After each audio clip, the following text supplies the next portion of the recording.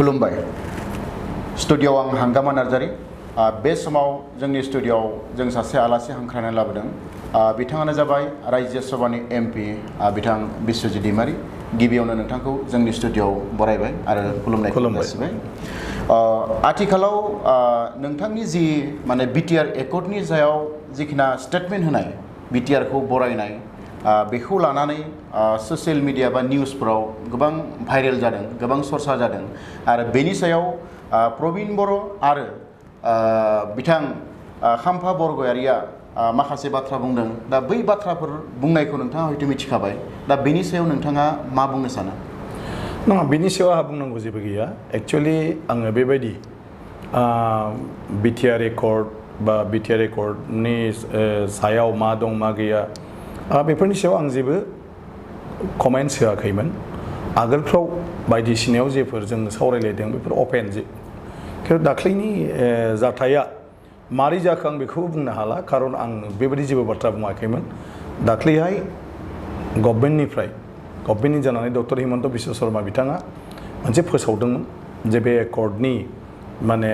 इमप्लिमेन्टेसननि थाखाय गभर्नमेन्टआ मोनसे इनिशिएटिभ लाबाय आरो इनिशिएटिभ लाबाय हिसाबै 5 सेप्टेम्बराव बर' सेपारेट डाइरेक्टरेटखौ ओपनिं खालामबाय बिनि उनाव दाख्लैहाय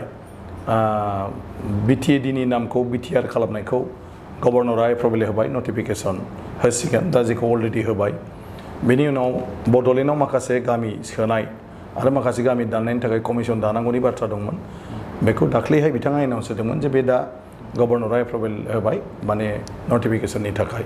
जाय जिनिसा दा नटिफिकेसनबो ओंखारलांबाय बेजों लोगोसे बिथाङा होनबावदोंमोन बे दानसेयावनो बड'लेण्डनि बाहेरायाव थानाय बर'फोरनि थाखाय बर' कसारि अट'नमास काउन्सिलखौ दानाय जागोन आरो माने बर' रावखौ आसाम नाङै एस ए सेट अफिसियेल लेंगुवेजनि जिथु माने माबा दंमोन जोंहा सुक्तियाव रादाय दंमन बेखौ जोङो 1 मासनि गेजेराव मावफुंगोन बेखौ होनायाव आं जास्ट सासे बर' हिसाबै बर'नि बे एसे गिदिरथार मोनसे एचिभमेन्ट आं हिमन्त बिश्व शर्माजों लोगोसे आसाम सरकार आरो भारत सरकारखौ थेंक्स होदोंमोन साबायखर बावदों बे हाग्रामा महिलारियाथ' माने बिथाङा नेक्स्ट माने बिटिसिआव बा बिटिआरआव सासनाव फैयोब्ला बिटिआरनि जि दफाफोर बेखौ माने इमप्लिमेन्ट खालामा होननानै बुंबाय थादों दा बे बेलायाव जे नोंथाङा माने बेखौ एचिभमेन्टनि थाखाय थेंक्स होबाय दा बेवहाय नोंथांमोनजों माबाफोर संघातफोर जानायनि सम्भावना दङ नामा आं मोनथिया बेबायदि गैया अबयस्से आङो आंनि बाथ्राफोरखौ आंनि पार्टिनि लोगोफोरनो मानगोनां चन्द्रन ब्रह्म प्रमिला रानी ब्रह्म आब' दस्रा दस्रि आं बे बाथ्राखौ दाख्लै स्पष्ट भाबै बुंनाय जादों जे बर' कसारि अट'नमास काउन्सिलनि बिलखौ लाबोनाङा बा जाहोथ'नाङा बिटिसि इलेक्सन बारनानैसो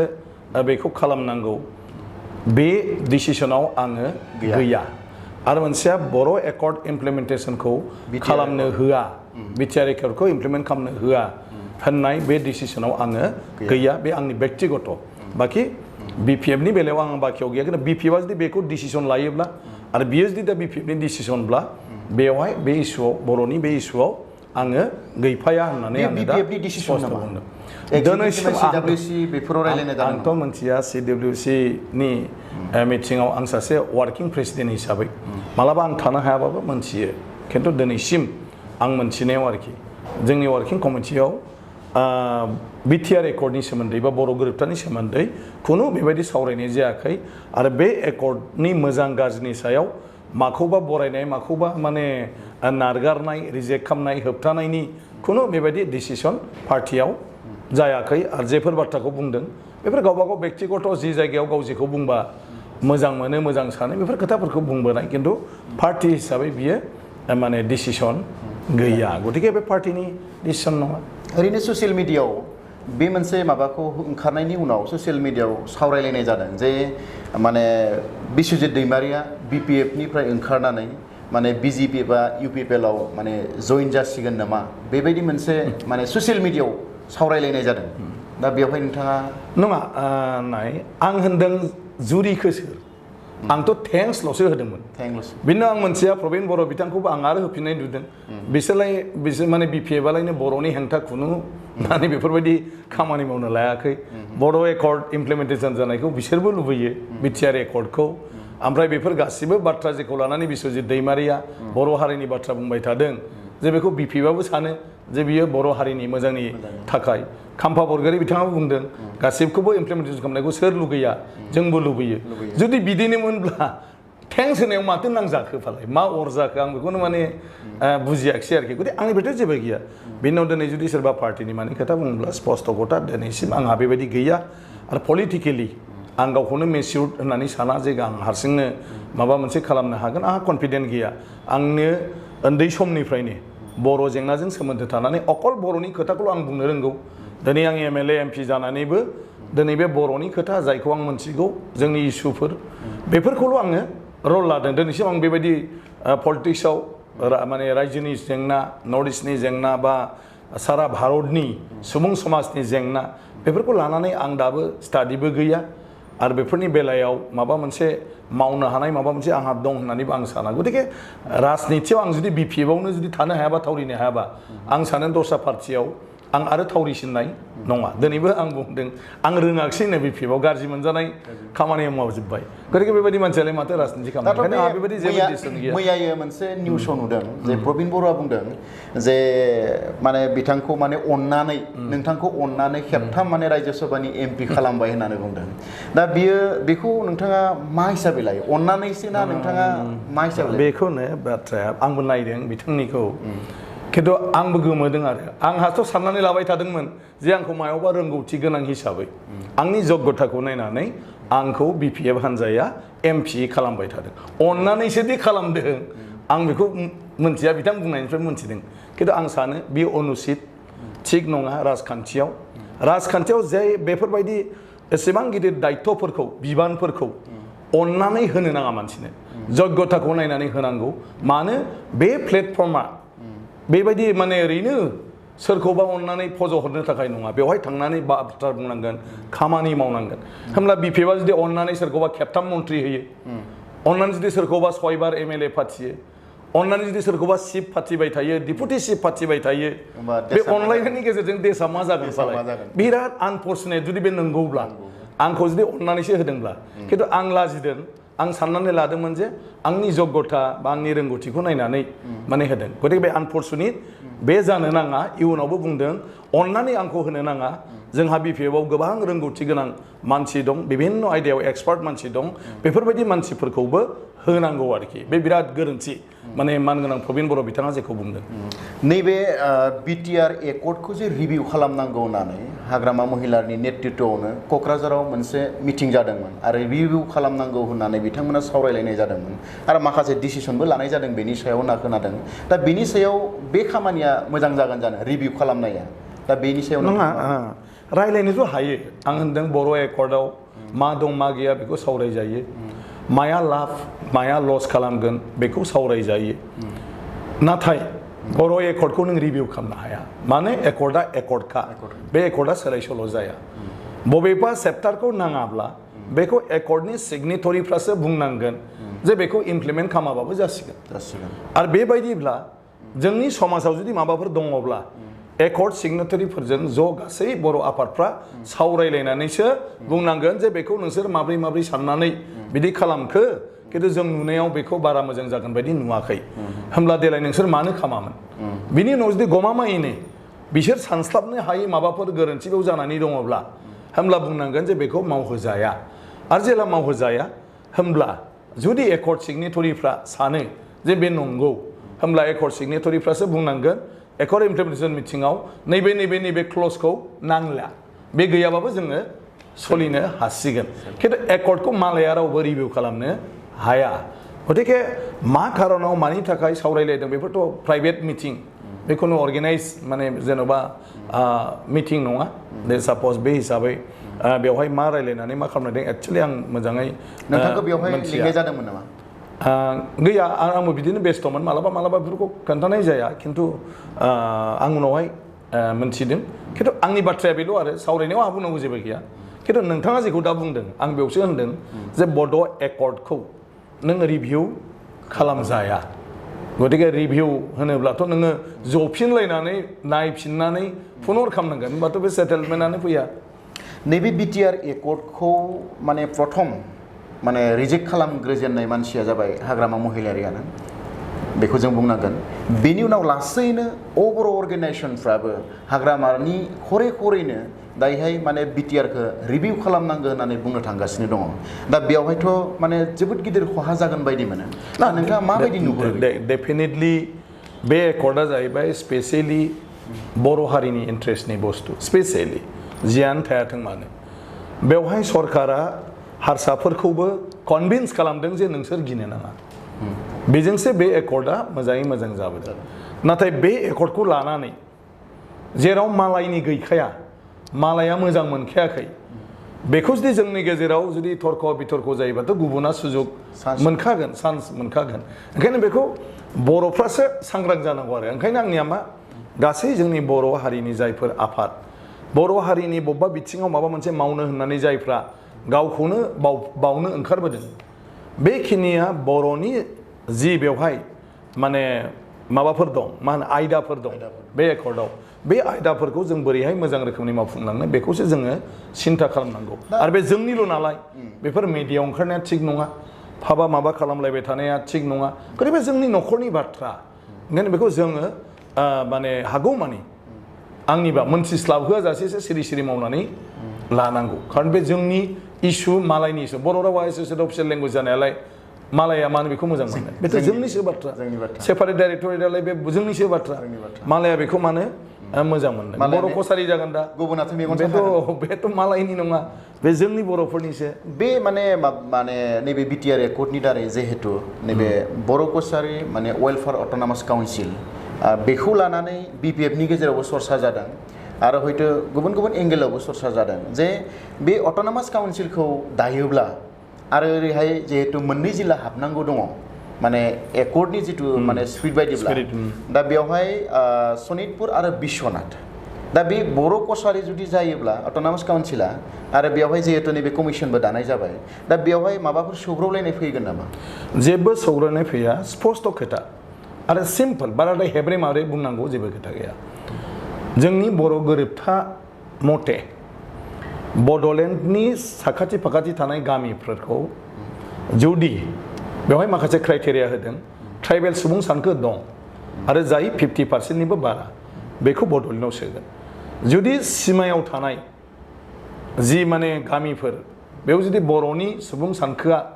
बाङायबा खमथारब्ला बेखिनि गामिफोरखौ बिटिसिनिफ्राय माने दानख'गोन आरो बिनि थाखाय कमिसन दानाय जागोन दा खोथाया जाहैबाय बिटिसिनि खोलाहा अलरेडि नलबारि बरपेटा बा बेफोरबायदिनो दरं बेफोर आगोलावनो नायखाजोबनाय जाबाय आरो बिनिफ्राय सोदेरनांगौ गामि गैला आगोलाव डिसपुटेड दं बेखौ नायोबा नायजागोन बिएससिनि दिनाव बेथ' बिएससि बिटिसि बे एकर्डआव खोलाथिं गैखाला मोनसेल' दं जोंहा सानजाथिं सानजाया मा सनितपुर डिस्ट्रिक्ट आरो बिश्वनाथ डिस्ट्रिक्ट गोदोहाय फुरायै सनितपुर डिस्ट्रिक्टमोन आरो होमबा सानजाथिं बारायलांनांगौ दा खोथाया जाहैबाय जेब्ला दा फोरमायनाय मथे माने गभर्नमेन्टआबो जे माने सुक्तिनि थाखाय बिटिआर सुक्तिनि थाखाय रायलायबाय थादोंमोन होमब्ला बेवहाय मोनसे बुजाफरायाव फैदोंमोन जे सनितपुर डिस्ट्रिक्टनि बेफोर बर' मैखोम गामिफोरखौ बड'लेण्डआव सोगोन सेन्ट्रेल गभर्नमेन्टआ एसुरेन्स होदों माने हम मिनिस्ट्रियाबो होदों आइबिआबो होदों हम मिनिस्टाराबो जेसेबां माने सोयो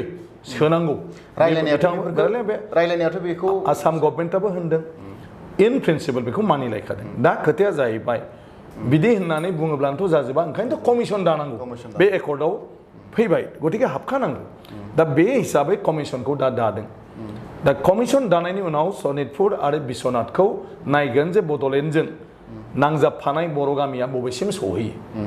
आरो गासिबखौबो सोनो हायो नामा बेनि थाखाय कमिसना जिरायगोन बेराफारसेथिं बर' कसारि अट'नमास काउन्सिलाबो दं बे गोरोबथायाव गोरोबथिनि सिगाङावबो दंखायोमोन बे जाहैबाय आथिखालनि बड'लेण्डखौ नागारनानै आरो 6 सिडुल एरिया कार्बि आंलंनिखौ नागारनानै जेसेबां आसामाव बर' थानाय जायगा दं बेखौ लानानै बर' कसारि अट'नमास काउन्सिल जागोन दा बेवहायनो सौग्रावनाया फैदों जे बर' कसारि अट'नमास काउन्सिलाबो बड'लेण्डनि बायहेरायाव होनोबा दिनैनि दिनाव बिश्वनाथ आरो सनितपुर जिल्ला आरो बड'लेण्डआव हाबनांगौआबो दिनैनि दिनाव बे सनितपुर आरो बिश्वनाथ जिल्ला होमब्ला मा जागोन कुइसन खिन्थु बे मानसिफ्रा जेरै सावरायलायदों बिदि नङा स्पष्ट गभर्नमेन्ट आरो जों गासिबो रायलायनानै बे थिग खालामखानाय जादों जे बबाव थांग्रोनांगोन बबाव जाग्रोनांगोन दा ओंखायनो आगोलाव मोनसे रायलायनाय जादोंमोन जे बर' कसारिया जुदि थाब जायोब्ला बर' कसारियाव थाग्रोजोबनानै बिनि उनाव कमिसन जयोब्ला बर' कसारिनिफ्राय एनअसि होनानै बेखौ बड'लेण्डआव सोफिनगोन आरो मोनसेया जाहैबाय कमिसना थिग खालामग्रोनायनि उनाव बड'लेण्डआव सोनायखौ थिग खालामगोन जिखिनि आग्लायनानै थागोन बे बर' कसारियाव हाबहैगोन इन प्रिन्सिपाल बे रेडि दाख्लैहाय एक्टआव बे रेडि जाखाबाय डक्टर हिमन्त बिश्व शर्मा बिथाङा बुंखाबाय जे माने सनितपुर आरो बिश्वनाथआ एक्सक्लुड जाथ'नांगौ बर' कसारिनिफ्राय खारन बियो बड'लेण्डआव हाबगोन आरो बेनि थाखाय कमिसन जासिगोन होमब्ला बेवहायनो बुंलायनाय जादों उनाव जे बड'लेण्डआव हाबै माखासे गामि थागोन बे मा जागोन गतिके बेथ' माबा मोनसे लिरनाय थानांगोन होमब्ला बेवहायनो ज' डिसिसन जादोंमोन जे बेवहाय लिरनाय थागोनांबाय होमबा बेखौ सोनानै हाविबार होननानै कमिसना नायबिजिरखांनायनि उनाव बड'लेण्डआव सोखांनायनि उनाव माखासे गामि जि थालांगोन बेखौ बर' कसारियाव माने नटिफिकेसन होननानै काउन्सिलाव बर' कसारियाव सोफिनगोन आरोखि बियो एक्टआवनो लिरनाय थाखागोन दाबो दं मा प्रब्लेम जाखो बेवहाय सनितपुरनि मानसिफ्रा मोननै सुजुग दं मोनसेया जाबाय बड'लेण्डआव हाबनो मोनखागोन आरो जायफ्रा हाबा बिसोरो बर' कसारियाव हाबनो मोनखागोन जेबो गोनो गोथो गैया बेखौ सोरबाया दा गाव गावखौनो माने मा होनो बिनि दायनिफ्राय बारग'नो बुङोब्ला बेथ' आलादा बाथ्रा खिन्थु बे रायलायनाय खालि इउबिपिअनि लिडारफोर दं मानगोनां मिनिस्वर बसुमतारी अनिल बसुमतारी गाम्बारु मोसाहारि बिथांमोन दङ जोंनि मानगोनां चन्दन ब्रह्म दङ मानगोनां आब' प्रमिला रानी ब्रह्म दङ जोंनि मानगोनां थानेश्वर बसुमतारी एमएलए दङ महेश्वर बर' एमएलए दं आं निजे दं डक्टर हिमन्त बिश्व शर्मा दं गतिके इउबिपिअनि प्रेजेन्सआवनो बेखौ नांथ'वा बे बिलखौ लाबोनाङा होननानै मानगोनां चन्दन ब्रह्मआबो बुंदों जे बेखौ नांथ'वा बेवहायसोना बिसोरो मुर्ति सावलायनाय मा सावलायनाय जादों ओरैनो जायाखै डेफिनेटलि लासित बरफुकना जुदि बिमायखौ खरं जावनायाव माने जिरायनायनो जुदि दानस'नो हायोब्ला मोनसे रायजो मोननांगौखौ बिसिनि सिगाङाव नांला होननायावथ' थुंग्रिजों गोदनाखौ दानस'नो माने गोदोनि दिनावबो गोसो जाखां बेजोंनो जोंनि इउबिपिअनि आन्दाराव थानाय बर' रायजो राजाफ्रा बिपिएफ पार्टिखौ दिनैहाय माने मोनसे खुद्रिनायजों बेफोरबायदि खालामनायसिम सौहैनाया आन्दोनि बाथ्राया बे आरोखि आं दिनै थाल्ला थाल्ला बुंबाय मानो बेफोरखौ मोनथिना लानायाबो मोजां ओरैनो बिपिएफनि माखासे दैदेनगिरिफ्रा बिटिआर एकर्डनि माखासे दफाफोरखौ एसे रायजो राजाफोरनि गेजेराव माने गोरोन्थि फोसावबाय थानायखौ जों नुदों बिनिनो मोनसे एग्जाम्पल हिसाबै बुंदों जे माने गभर्नरा माने बिटिएडिनि मुंखौ सोलायनानै बिटिआर खालामनाया बे मोनसे असांबिधानिक बुंदों दा बियो बेसेबां सैथो ना बेफोर बाथ्रायाथ' संबिधानिक असम्बिधान जोंहा संबिधान दंखायो संबिधानाव 6 शेड्युल दं 6 शेड्युलखौ बोदलाबानो नोङो नुगोन एक नाम्बारावनो बे लिरनाय दं जेखौ पेराग्राफ होनो इंलिसाव एक नाम्बार पेराग्राफाव प्रथम माबायावनो खोन्दोआवनो लिरनाय दं ओमफ्राय बे प्रथम खोन्दोनि लिरनाय दं होननानै नागिरनोब्ला बिनि 1 थारमाने 1नि 1 2 3 दंलाङो 1नि 3आव दं 3आव मा दं जे गभर्नरा पाब्लिक नटिफिकेशननि गेजेरजों मावनो हागोन मा मावनो हागोन बेयाव ए बि सि डि दं इ एफ डाबल एफ दं डाबल एफआव लिरदों जिखुनु काउन्सिलनि नामखौ सोलायनो बुजिबायना बैनिफ्राय फरायनांगोन नोङो माने सेथि फारिनि माने मा होनगोन बेखौ इंलिसाव बुंबाय पेराग्राफ 1 क्लज 3 साब क्लज डाबल एफ बेखौ गासिबो नायजों मा लिरदों बेखौ फरायनानै नाय नोङो बेवहाय बुंनाय दं पाब्लिक नटिफिकेशननि गेजेरजों गभर्नरा जायखिजाया अट'नमास काउन्सिलनि नामखौ सोलायनो हागोन कनस्टिटिउसनावनो गभर्नरनो बेखिनिखौ होदों नालाय बेखौ आंखौ बुंबा बिपिएफनि एगेन्स्टआव माबा बुंदों नामा आयेन आं दा एमपिआ बोरै थगायना बुंजानांगौ एमपिआ जुदि नोङो कनस्टिटिउसननि माबा प्रभिजनखौ मोनथिया होनद्रायोब्ला सोर फोथायनांगौ गतिके आं उफाय गैया खिन्थु आं बुंगोन बेखौ हायो आरो बे मथे गभर्नरा बेखौ नटिफिकेसन होदों आरो बे नाम सोलायनाय आन्थायाव संबिधानावनो थांनानै एमेन्डमेन्ट खालामनानै जा माबा पार्लियामेन्टआव बा मायावबो जा आं सानो बेवहाय खुनु बर' रायजो राजाया बबे सिस्टेमजों सोलायो बेखौ लानानै तर्क बितर्क जानो दरखार गैया जिहेतु जोङो बयबो गनायनानै लाबाय जे बिटिएडिआ बिटिआर जानांसिगौ बा बिटिआर जासिगोन सुक्ति मथे बिटिआरआ माजों जायो माजों खालामखो नोङो दा दाउखौ अनलाजों संखो थारुनजों संखो सबायजों संखो नों जे दाउखौ जाखायोब्ला सबायजों संनो नामा नेम मथे बेबायदि आलासि फैबा थारुनजोंसो संनांगौमोन मानो बेखौ हमलायबाय थानांगौ जाखो फाले नोंथ' आफ्टार अल दाउखौ जायो बिटिआर खौथ' नों मानियो बयबो बिटिआर खौ मानियोब्ला गभर्नरा होनाय पार्लियामेन्टआव एमेन्डमेन्ट खालामनाय बेवहाय नांलायनायनि मा ओंथि दं मा जुक्ति दं दा बेवहाय हाग्रामा महिला आरो माने नोंथांनि गेजेराव जे माने साननाय बा जेखिना नैबे बिटिआर एकर्डनि सायाव बे एसे माने खोब माने फाराग बायदि नुदों जेखिना बाथ्रा बुंबाय थादों हाग्रामा महिलारिया दा बेवहाय आं मोनसे कुइसन खालामनो नागिरदों जेब्ला बिटिसि जादोंमोन बै समाव बिटिसिआ थिगैनो सोलिदोंमोन खुनु करापसन गैयामोन जेब्ला लासै एसे करापसन जानो नागिरदोंमोन बै माने अंगनाबादिनि वार्कार हेल्पार बै समाव माने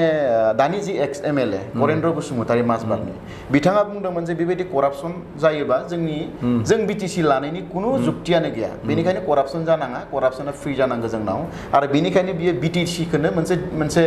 एब्रिभिएसन हिसाबै बुंदोंमोन बिथाङा बिटिसिखौ बिदि बुंदोंमोन जे बेसिक ट्रेनिं सेन्टार अफ माने करापसन होनना बुंदोंमोन आरो बेखौ हाग्रामा थानायावनो बुंदोंमोन होननानै बिथाङा बुंदों आरो बै बाथ्राखौ बुंनायनि थाखायनो बिथांखौ पार्टिनिफ्राय एसे आइसोलेट खालामना दोननाय बायदि माने बिथाङा फिल खालामदोंमोन बै समनिफ्राय दा नोंथाङाबो जिहेतु बे बाथ्राखौ बुंनाया माने हाग्रामानि हेंथा बायदि साननानै हाग्रामाया नोंथांखौ माबाफोर बेबायदि एक्सपेल खालामनाय बा बेबायदि साजाफोर होनायनि माबाफोर खालामब्ला नोंथाङा मा खालामगोन आंहा बुंनांगौ जेबो गैया आंनि जि प्रिन्सिपल आरो आंहा जि मोनसे भिजन दं आं बेखौ लानानै गोदोनिफ्राय फैदों दाबो फैबाय थादों आं जेब्लाबो जेखौ आं सैथो सानदों जेखौ दरखार दं खारन आंनि जिउआनो न'खर बिदा फंबाय बाय बाहागि गारनानै बेजोंनो जुदि फैबायब्ला नङाबाथ' आं माबा मोनसे मावनानै बेलेग मावनानै जागौमोन हालेवनानैबाबो हयथ' जागौमोन आंनि लामायानो बेनोसै जिउनि लामाया दस्रा आंहा जेबो गैया दिनै आंखौ सोर लागोन आं पलिटिक्सआव फैबाय बोरैबा बोरै फर्चुनेट अर आनफर्चुनेट उन्दैनिफ्रायनो आन्दलनाव थाफाबोबाय लिडारफोरजों बिनि उनाव एमएलए आङो जाबोबाय एमएलएनाव दिनै एमपि जाबाय बे खामानिखौनो मावबाय थादों फैबाय थानाय लामायावबो आं बेखौनो बुंबाय थादों जे गेजेराव आं मानगोनां इउजि ब्रह्म रबिराम नार्जारि एबसुनि गोबां दं होमब्लाबो आङो बिटिसि एकर्ड इमप्लिमेन्टेसन खालामनांगौनि बेलायाव आङो मोनसे निजस्व डिसिसन लानानै स्टेन्ड होबोनानै हाग्रामा बिथांमोनजों थाबोनानै आं खामानि मावबोदों बे डक्टर हिमन्त बिश्व शर्मा बिथांमोनजों ज' आरो बेजोंनो आङो बे जि आंनि केपासिटि बे समाव एमएलए थानानै बिनि उनाव आरपेड चेयारमेन एमपि थानानै माने मोनथाम जिल्ला गायसननाय साब डिभिजन गायसननाय डिपार्टमेन्टफोरखौ थिग खालामनाय बिटिसिखौ इलेक्सनसिम लाबोनाय कमप्लिट बेफोर खामानियाव आं नांस्थाबबोदोंमोन गासिबो दासिमबो बिटिसिनि थाखा फैसा माबा जुदि बिनिफ्राय खालामना हरनांगौ दङब्ला दिल्लीयाव जुदि माबाफोर दङब्ला गथे बे खामानिखौ आं मावबाय थादों दिनै फैयै नैबे फैबाय आं दा मा खालामनो खिन्थु आंनाथ' बेनो लाइफआ आं बिपिएफआनो खाम जियानो खाम आंनि खामानिया जाहैबाय हारिनि खामानि मावनाय जाथिनि खामानि मावनाय जायनि थाखाय दा आं दिनै सासे एमपि जानानै